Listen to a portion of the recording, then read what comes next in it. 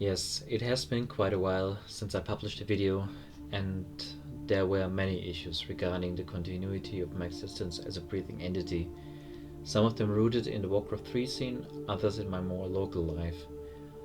I also had some other projects running, like hosting small tournaments and map making, as well as helping out here and there when I was asked to. So it was mostly due to the severe circumstances, but not entirely. But now to the actual topic of this video. I made videos like this before where I tested which item is stronger in a duel between two otherwise identical heroes. This time I wanted to test one of my suspicions, or if you like, my suggestions regarding the balance of the game. Namely, I had the impression that the Circlet of Nobility is simply too strong to be regarded a level 2 item.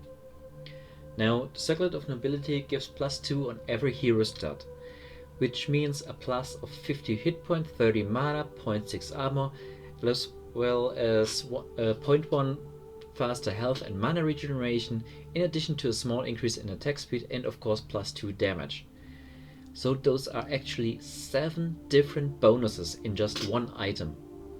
And I was of the opinion that all of these should be accounted for. So I did not decide to use the Blade Master again, but instead a hero that also turns mana directly into more damage output even without the use of an active spell, which led me to choose the Priestess of the Moon this time.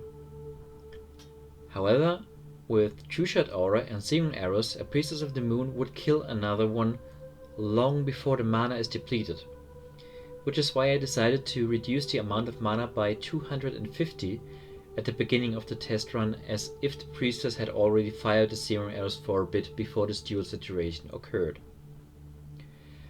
I decided to put the Circlet of Nobility against Gloves of Haste, as well as every level 3 permanent item.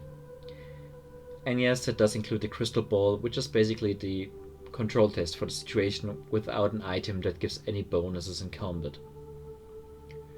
Each Priestess of the Moon in this test is level 4, and has 2 levels in Trueshot Aura as well as Searing Arrow.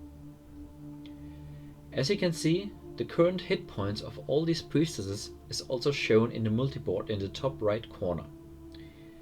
And please note that as soon as a duel is decided, the number freezes at the moment of the kill. So you will be able to compare how many hit points were left right at this instance.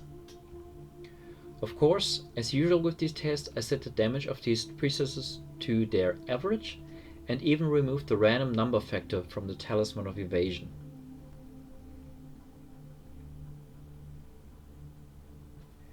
The result was even more pronounced than even I expected.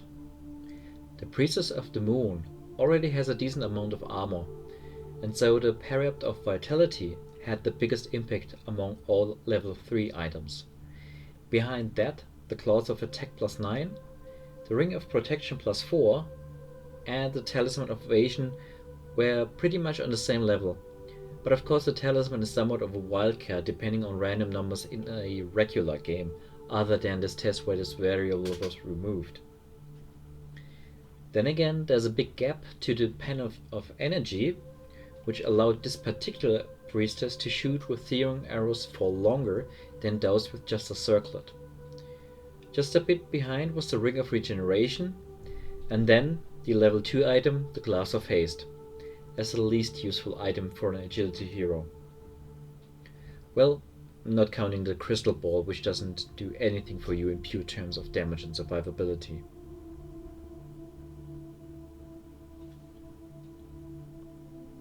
So, what do you think?